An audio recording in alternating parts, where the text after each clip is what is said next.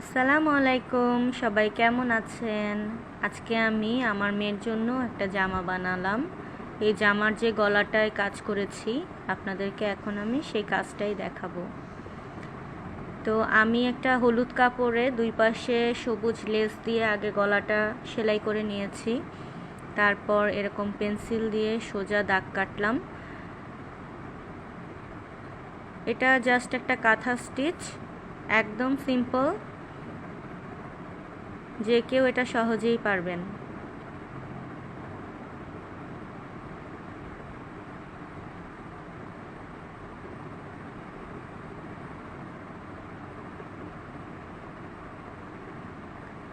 আমি যে সুইটা নিয়েছিলাম, সুইটা আগাটা ভেঙে গেছে মনে হয়, কিভাবে জানি না। আমি পরে সুতায় তো ঢুকাই ফেলছি, যার কারণে আমার একটু কাপড়ে এটা বিধাতে সমস্যা হচ্ছিল। পরবর্তীতে এই সুতাটা শেষ হওয়ার পর আমি আরেকটা ভালো সুই নিচ্ছি, কিন্তু প্রথমে একটু ঝামেলা হয়ে গেছিলো, এই সুইটা কাপড়ে ঢুকাতেই পারতেছিলাম না।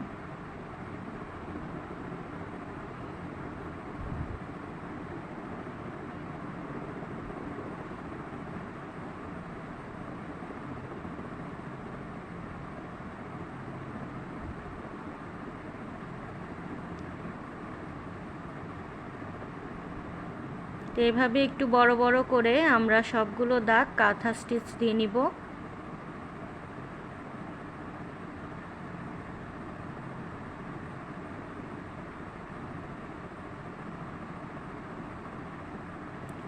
এখানে আমি সুতি সুতা নিয়েছি, সুতাটা হচ্ছে 4টা সুতা নিয়েছি। 4টা সুতায় এতটুকু হয়েছে। আপনারা এটাকে আরও মোটা করতে পারেন, কিন্তু চিকন করলে ভালো হবে না। এই যে এরকম হয়েছে এখন লুকটা। এখন আমি এই প্রত্যেকটা কোণার মধ্যে একটা ফুল তৈরি করব। ফুলটা জাস্ট একদম সিম্পলি 6টা পাপড়ি দিয়ে আমি তৈরি করব। এটা হচ্ছে চেইন 4 দিয়ে। চেইন 4টা দিয়ে আমি 6টা পাপড়ি তৈরি করব। এই সিম্পল একটা ফ্লাওয়ার হবে এখানে।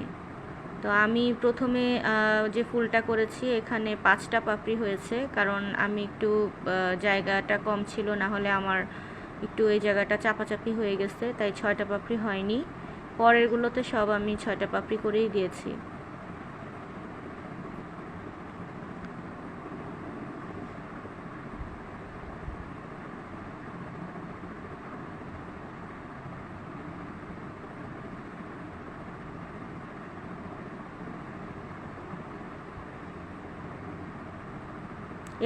এটাও আমি কিভাবে করতেছি সেই চেইন 4 দিয়ে। আর এখানেও কিন্তু সুতা 4টা, 4 পার্ট করে নেওয়া হয়েছে সুতা, সুতি সুতা।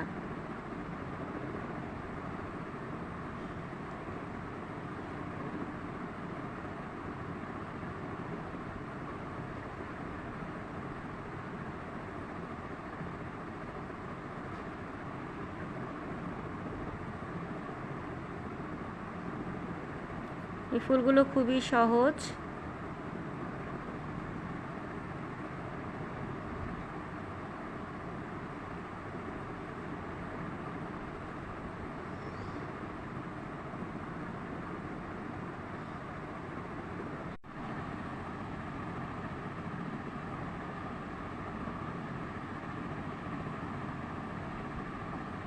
তো এভাবেই ফুলটা করে ফেলবো। এই যে আমার জামাটা রেডি হয়ে গেল। গলার কাজটা দেখতেই পাচ্ছেন। তো আমার মেয়ে ড্রেসটা দেখে খুবই খুশি।